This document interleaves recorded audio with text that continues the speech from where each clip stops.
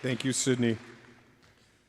I am very proud to introduce our Veterans Day speaker today, Lieutenant Commander Steve Merrick. I didn't follow the notes. Look, already you can tell. We are especially excited to welcome an Anoka High School graduate to our program this morning. As a member of the Anoka High School class of 1972, Steve Merrick will be joining his classmates in a few months at their 50th reunion. What is special about the class of 1972 is that they were the first graduation class from this building. In recognition of his 50th reunion, Steve established 2 annual scholarships to Anoka High School graduates that plan to enter the military. Steve has found success and developed wide-ranging experience in 3 different and separate career paths. He is a retired U.S. naval officer, he has been a university alumni director, and he has started, operated, and subsequently sold the largest commercial mail and shipping center in the 3-state area of the Ohio Valley. Steve has received national awards for professional achievements in public relations, marketing, entrepreneurism from such organizations as Inc. magazine, the National Council of Advancement in Support of Education, and the National Association of Mail and Business Centers. Upon graduating from the Navy ROTC program at the University of Minnesota, Steve served as an officer in the U.S. Navy and taught at the U.S. Naval Academy, served as a ROTC instructor at the University of Wisconsin, was a member of the NATO Intelligence Command Center in London, was on the Destroyer Readiness Squadron in Pearl Harbor, and was a communications officer aboard the USS Orlick, a destroyer in Seattle, Washington. Steve has served in the offices of Student Veterans Outreach as a special counsel to the university president for 3 universities. He has also served as an advisor to college entrepreneur and investment clubs. Steve is married and the father of 4 children and lives in Charlotte, North Carolina. And you're going to get some snow while you're with us. So, Anoka family, let's welcome one of ours back. Please welcome Lieutenant Commander Steve Merrick.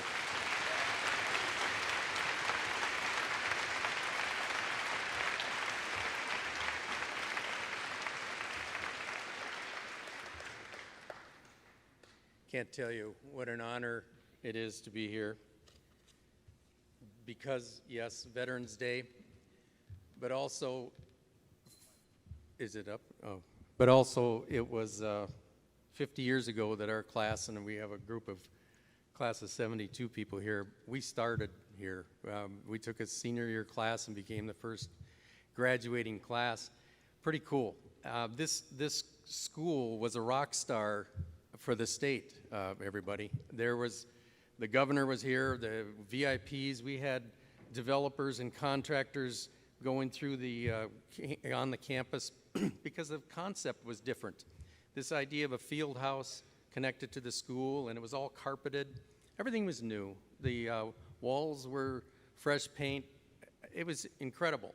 And the vibration, the energy was phenomenal. And you know what? I still felt it this morning, so that's pretty cool.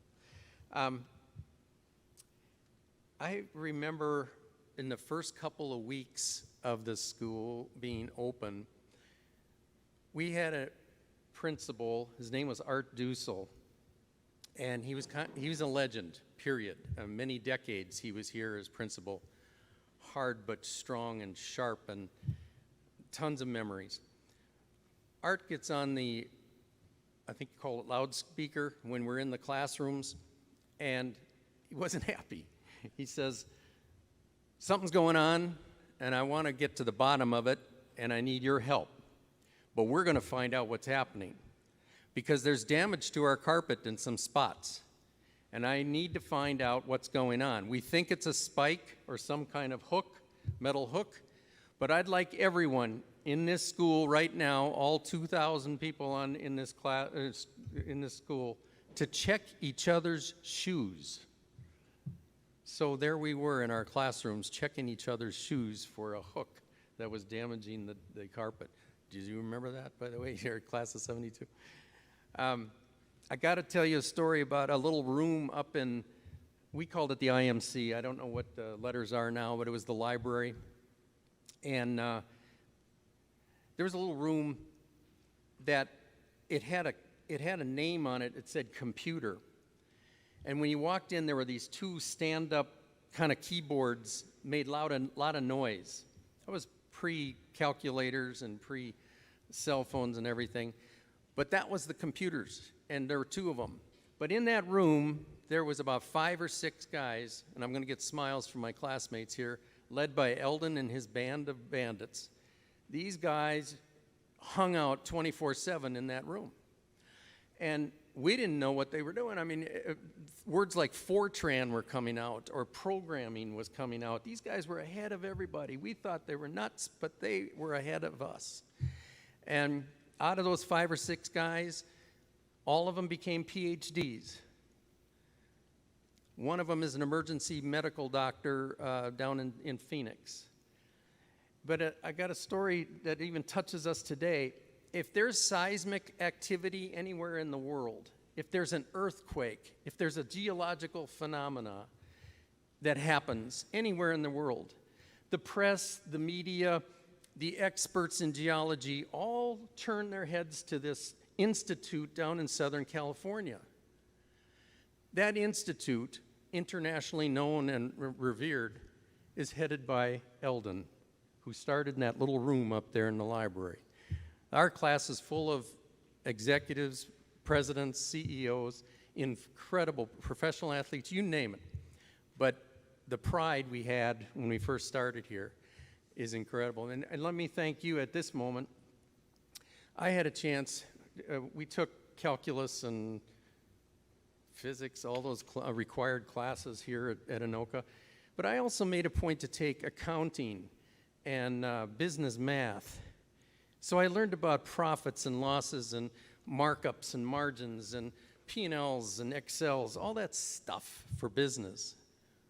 And it kind of helped me. Throughout the year, had some pretty good successes in business. And it all started at Anoka, and that's why I'm back here very emotional, because it started here, and I thank them. I've been able to go to 15 countries in the world, and every state in the United States, bought and sold houses in 8. We lived in 8 states. Started in Go Tornadoes, and for our class of 72, do you remember, hey, hey, we're hot, we can't be stopped? Well, that was our chant. And, but I want to go back to when the idea of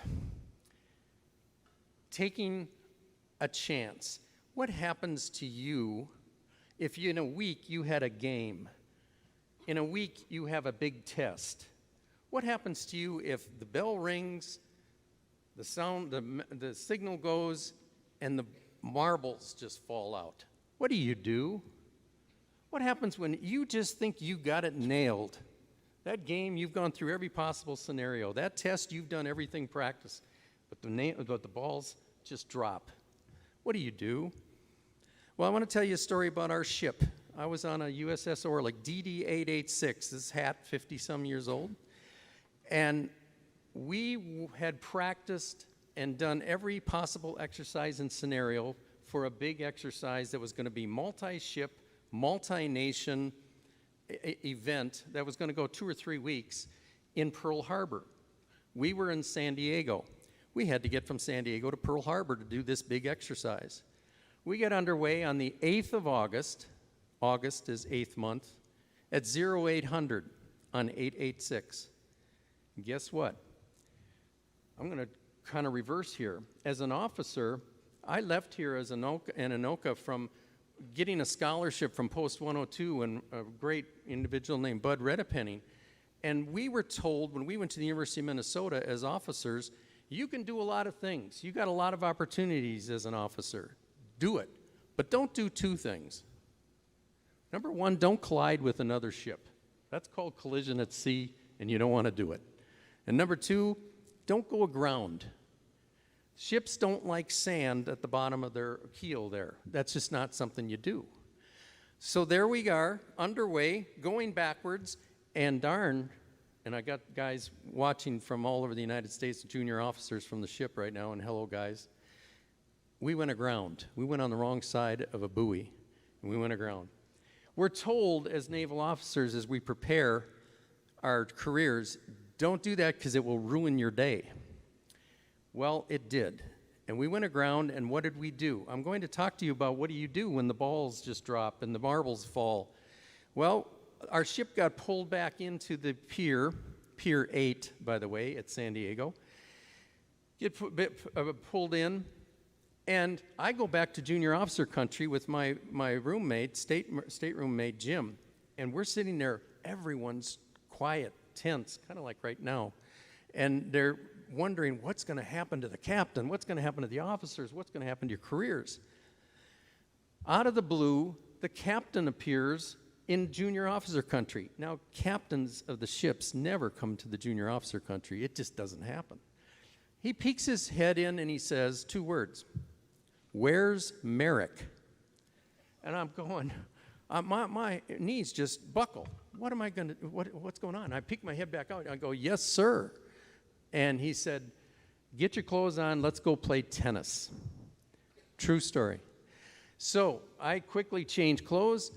I even had black socks on with the white trunks because I was so nervous, and grabbed a tennis racket. I'm seeing smiles here, but this is absolute truth. And we go out to the side of the ship, and the gangplank or the quarterdeck isn't even out yet. So guess what? The captain and Steve Merrick, with hundreds of guys watching us, jump off the ship onto the Pier 8, and go over and play tennis. Now, what was happening was, you could tell he didn't talk to me. I didn't talk to him. We didn't keep score. But he knew that I had, wherever ports we went, I played tennis or golf. It was my thing wherever ports we went. Suddenly he knew me and said, "Let's do this." I didn't know him from Adam. So we go and hit the ball. And my job was just to get that ball straight back at him. I didn't want him running around or anything. And suddenly he said, and I could see his mind just spinning, making a plan, he mumbling to himself. This guy was just intense on his mind. 20 minutes later, he says, "That's enough. We'll go back to the ship." We get to the ship. The gangplank is up there now. And he thanks me. Boom. A plan of action of about 10 things happened in the next few minutes. I mean, all the officers met in the wardroom. All the crew met in the stern. Admiral came aboard. JAG came aboard.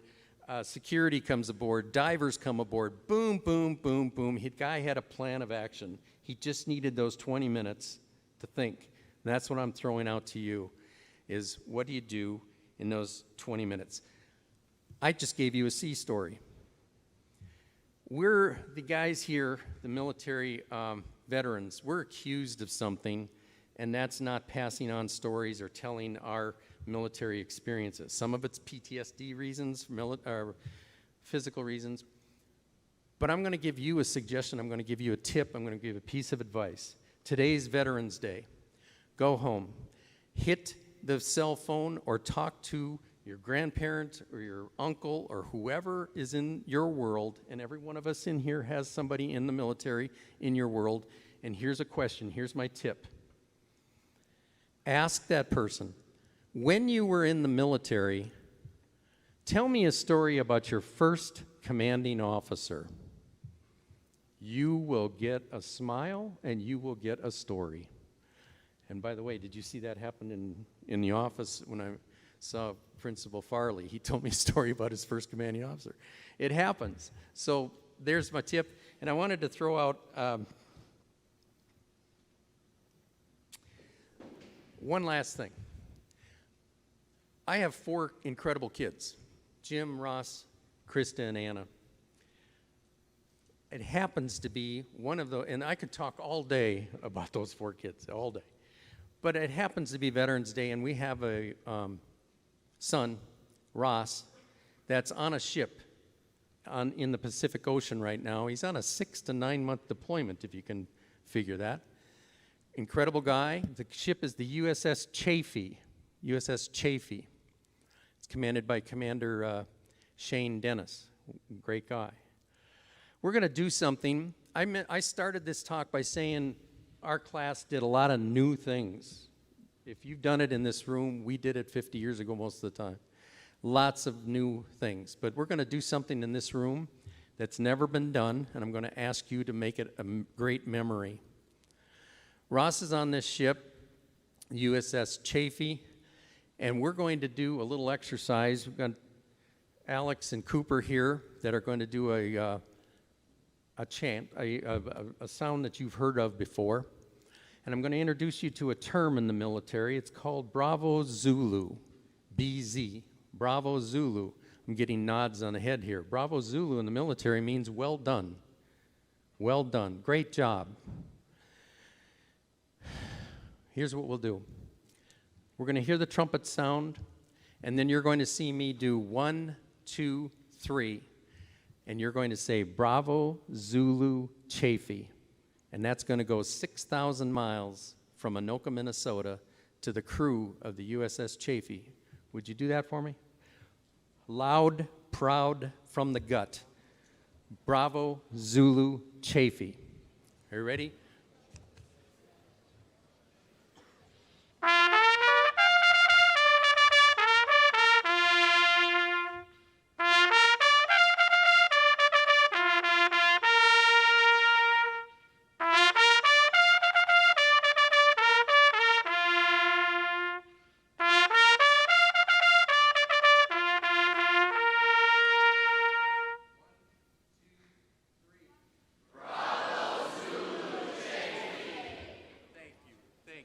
Guys, Alex, Cooper, thank you.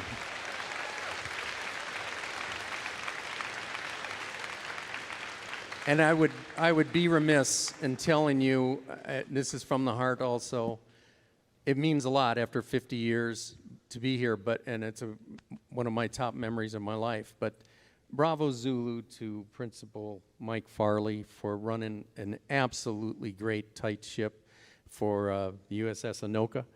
You mean a lot. This is great memories, but bravo Zulu. Thank you, guys.